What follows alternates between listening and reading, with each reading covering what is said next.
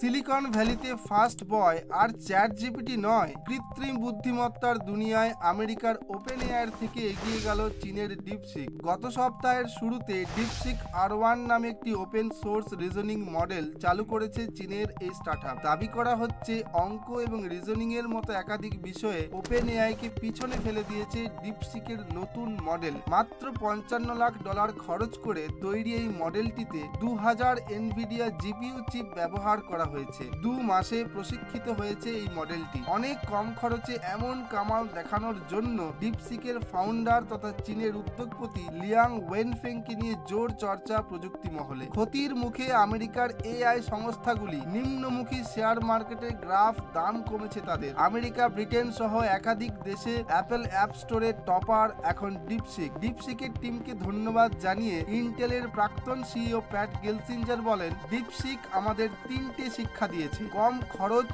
মানে গ্রহণযোগ্যতা বেশি, বাধা থেকেই বৃদ্ধি পায় সৃজনশীলতা, ওপেন সোর্স সব সময় জিতবে। চীনের ডিপসিককে টপকাতে আমেরিকার এআই সংস্থাগুলি এখন কি পদক্ষেপ নেয় সেটাই দেখার।